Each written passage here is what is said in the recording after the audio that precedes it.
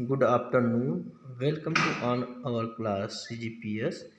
तो आज बच्चों अपन देखेंगे 8वें भाग में व्यवसाय अध्ययन के अंतर्गत कक्षा 12वीं के लिए बच्चों वहाँ पर नेतृत्व की शैलियाँ, मतलब किस प्रकार एक नेतृत्व करने की शैली होना चाहिए, उसमें गुण होना चाहिए यहाँ पर। तो लीडरशिप के लिए तो जाइए देखते हैं यहाँ पर बच्चे स्टार्ट करते हैं। लाइसेंस फेयर से लेकर सर्वोच्च जो है सोक्रेट तक नेताओं और संगठन में कई तरह की नेतृत्व शैली होती है, लेकिन प्रत्येक शैली हर किसी के लिए सही नहीं होती है। वहाँ पर बताया गया बच्चों, क्योंकि कार्य वातावरण में विभिन्न प्रकार के नेतृत्व शैली मौजूद है। एक संगठन की संस्कृति और लक्ष्य निर्धारित करते हैं कि कौन सी नेतृत्व शैली फर्मों को मजबूत बना सकती है, जबकि व्यक्तित्व मतभेद अक्सर निर्देशित करते हैं। मतलब वहाँ पर मतभेद उत्पन्न ज़्यादा होते हैं। अक्सर जो सबसे ज़्यादा उपयोग किया जाता है, कुछ जो है कंपनियां संगठन के भीतर कई नेतृत्व शैलियों की पेशकश करती है, जो पूरा करने और विभागीय ज़रूरतों के लिए आवश्यक कार्य पर निर्भर करती है। मतलब नेतृत्व शैली मतलब किस प्रकार उसको कार्य को किया जाए, हर किसी को वो शैली उत्पन्न नहीं हो पाता। चलिए आइए देखते हैं। पहला है फर्स्ट नंबर बच्चों यहाँ पर लाइसेंस फेयर लीडर। मतलब एक लाइसेंस योग्य नेता में कर्मचारियों का सीधा पर्यवेक्षण नहीं हो पाता, मतलब वहाँ पर निगरानी नहीं हो सकती, और उनके देख रेख में आने वाले लोगों को नियमित रूप से प्रतिक्रिया देने में विफल रहता है।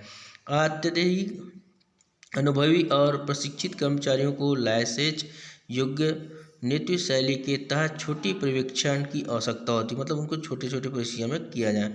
हालांकि सभी कर्मचारी उन विशेषताओं के पास नहीं होते हैं, या नेतृत्व शैली पर्यवेक्षण की आवश्यकता वाले कर्मचारियों के उत्पादन में बाधा डालती है। लाइसेंस फेयर शैली प्रबंधकों से कोई नेतृत्व या पर्यवेक्षण प्रयासों का उत्पादन नहीं करता है, जो खराब उत्पादन, नियंत्रण की कमी और बढ़ती लागत का कारण बन सकता है। मतलब उसका उपयोग सही ढंग से ना हो पाता है, जो नेतृत्व शैली ना हो। उसके बाद स्कोरेट के जो है निष्ठावान नेतृत्व शैली प्रबंधकों को दूसरे के इनपुट के बिना अकेले निर्णय लेने की अनुमति देती, मतलब खुद आप स्वयं उपयोग करो।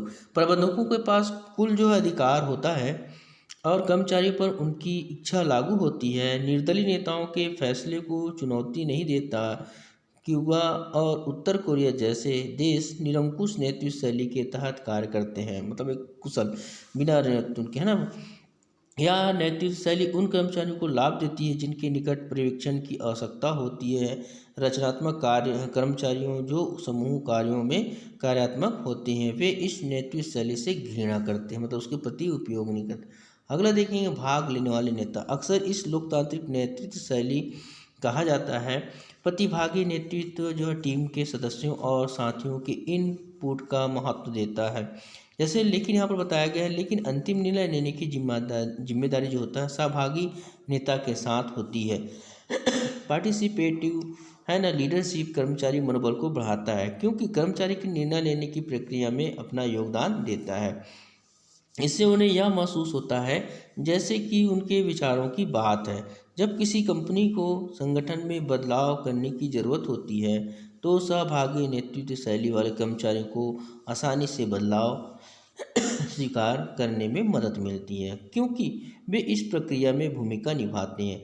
यह शैली चुनौतियों का सामना करती है जब कंपनियों को कम अवधि में निर्णय लेने की जरूरत होती है, मतलब भाग लेते समय किस प्रकार निर्णय लेना है। अगला बच्चों यहाँ पर दिया लेन देन के नेता।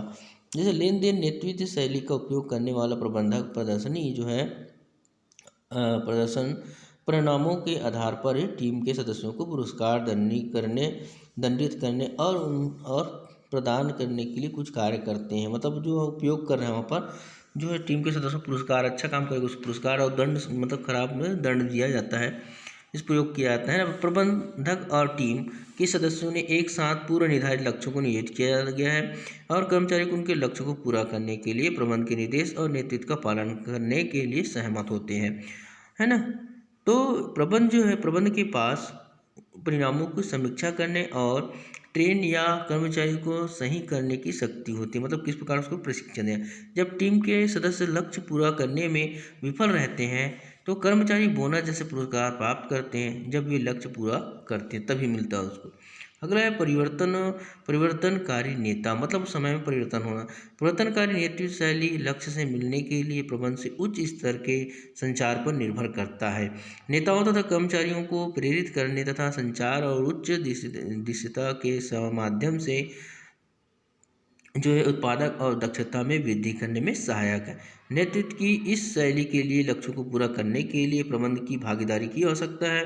नेता एक संगठन के भीतर बड़ी तस्वीर पर ध्यान केंद्रित करता है और लक्ष्य को पूरा करने के लिए टीम को छोटे छोटे कार्य सौंपते हैं ताकि उसको कार्य को पूरा किया जाए। अगला देखते हैं बच्चों, नेता और बॉस में अंतर क्या होता है। नेता के ऊपर जो होता है उच्च नेता भी हो सकता है, लेकिन बॉस के ऊपर कोई बॉस नहीं हो सकता। नेता अपने संगठन में सदैव हम शब्द का प्रयोग करते हैं और बॉस अपने संगठन में सदैव मैं आई का शब्द का प्रयोग करते हैं, मैं हूँ करके बॉस, है ना। नेता जो है नेतृत्व में जन भावना का विशिष्ट महत्व होता है, जिसमें बॉस में जन भावना का कोई स्थान नहीं होता। नेता अपने अनुयायियों को प्रेरित कर मार्गदर्शन कर देते हैं, जबकि बॉस अपने अधीनस्थों को आदेश का मार्गदर्शन करते हैं। पांचवा, नेतृत्व विश्वास संभावना पर आधारित रहता है, मतलब कार्य जो है, और जो बॉस में जो है अपनी शक्ति से अधिकार पूर्वक कार्य कराता है, इसको करो उसको करो। नेता अपना अनुयायियों को डराया धमका कर कार्य नहीं करा सकता, जबकि बॉस अपने अधीनस्थों को डरा धमका कर कार्य कराता है। नेतृत्व में अनुयायियों को दंड देने का कोई स्थान नहीं होता, जबकि इसमें बॉस में जो अधीनस्थों द्वारा त्रुटि करने पर दंड दिया जाता है। आठवां है, आवश्यकता होने पर नेता द्वारा अनुयायियों से परामर्श लिया जाता है और नेता ऐसे परामर्श को प्राय स्वीकार करते हैं, जबकि बॉस द्वारा अधीनस्थों से परामर्श बहुत कम लिया जाता है और निर्णय स्वयं बॉस ही लेता है। तो ये बॉस और नेता में।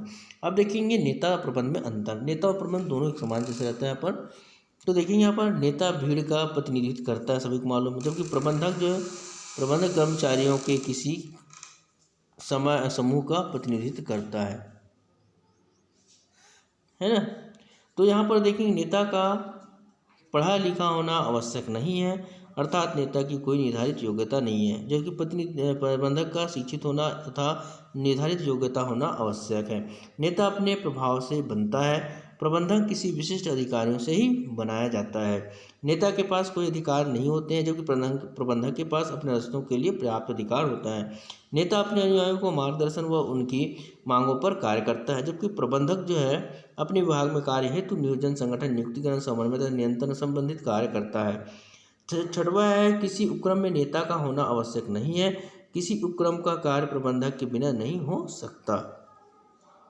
नेता अस्थायी होता है तथा कभी भी उसका नेतृत्व उसके अनुयायियों द्वारा समाप्त किया जा सकता है, जबकि प्रबंधक स्वयं एवं स्थानीय दीर्घकालीन होता है, अधीनस्थों द्वारा इसे समाप्त नहीं किया जा सकता। आठवां, नेता की शक्ति जनभावना और जनता की आवाज़ होती है, जो नेता संघर्ष करता है, जबकि प्रबंधक की शक्ति अधिकार होती है। प्रबंधक अधीनस्थों से कार्य कराने की व्यवस्था करता है। किस प्रकार नौवां, सभी नेता प्रबंधक नहीं बन सकते हैं, जबकि सभी प्रबंधक नेता माने जा सकते हैं। नेताओं 10वां, नेताओं के लिए आदर्श, शिष्टाचार, नियम आदि का विशेष महत्व नहीं होता है, जबकि प्रबंधक का एक आदर्श होता है तथा वह नियमों के बाहर कार्य नहीं कर सकता।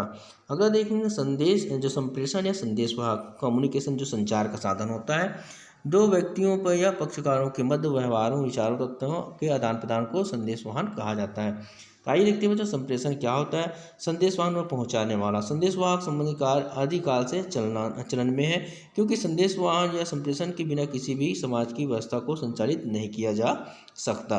प्राचीन काल में संदेशवाहक के लिए कबूतर, बाज, पक्षी, घोड़ा या ऊंट द्वारा संदेश एक स्थान से दूसरे स्थान पहुंचाए जाते थे। इसी प्रकार संदेश लिखने के लिए मोरपंख या बांस की पतली छड़ी का प्रयोग किया जाता था पहले, जिसे कागज, विशिष्ट कपड़े या पत्तों पर लिखा जाता था। किंतु धीरे धीरे विकास की गति बढ़ती गई और जो है आज जो सबसे औद्योगिक युग और बाद में सूचना प्रौद्योगिकी का विकास हो जाने से संप्रेषण संपूर्ण तरीका ही बदल गया। टेलीफोन के माध्यम से किया जाता है, सभी को मालूम बच्चों। संप्रेषण का अर्थ एवं परिभाषा। संप्रेषण दो शब्दों के सहयोग से बना है। सम प्लस प्रेषण, मतलब सम का जिसका आशय है समान व भेजना, अर्थात दो पक्षकारों या व्यक्ति जिसका उद्देश्य या हित या एक समान हो, उनके मध्य जो सूचना, जानकारी, तथ्य या वार्तालाप आदि का आदान प्रदान ही संदेशवाहन संप्रेषण कहलाता है। इस हेतु वर्तमान में पत्र, जो टेलीफोन, तार, फैक्स, कंप्यूटर आदि का उपयोग किया जाता है। संप्रेषण का अर्थ मात्र इतना ही नहीं है कि एक व्यक्ति द्वारा कुछ कहा दिया जाए गया है या लिख दिया गया है, अपितु भी यह भी आवश्यक है कि एक व्यक्ति द्वारा कहा गया या लिखा गया दूसरे व्यक्ति को समझने योग्य हो, मतलब कुछ भी लिखने से कोई मतलब नहीं।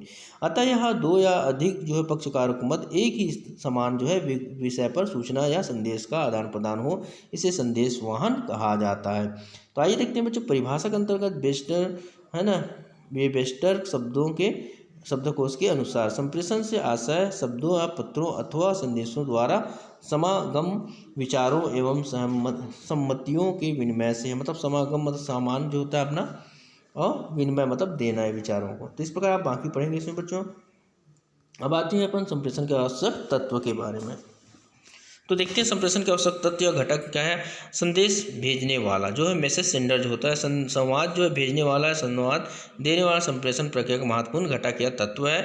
इसी बिंदु से संप्रेषण की प्रक्रिया प्रारंभ की जाती, अतः संवाददाता या संवाद संप्रेषण प्रेरक संप्रेषण में अनिवार्य घटक है। अगला है संवाद प्राप्तकर्ता, जो प्राप्त करने वाला रिसीव या वह व्यक्ति होता है जो संवाद या सूचना को सुनता है, पढ़ता है या प्राप्त करता है। संप्रेषण में संवाद प्राप्त करने वाला व्यक्ति भी महत्वपूर्ण तत्व या घटक होते हैं, क्योंकि संवाद लेने या प्राप्त करने वाला ही ना हो तब संवाद का कोई महत्व नहीं है। या वैसे ही जैसा श्रोता के बिना एक उच्च वक्ता का कोई महत्व नहीं होता, जैसे सुनने वाला भी नहीं श्रोता है। लेकिन संप्रेषण की प्रक्रिया तभी पूरी होती है जब संवाद प्राप्त करने वालों को संवाद प्रस्तुत या प्राप्त हो।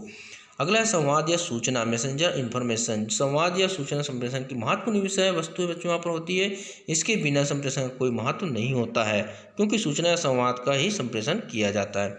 अगला है संप्रेषण मार्ग।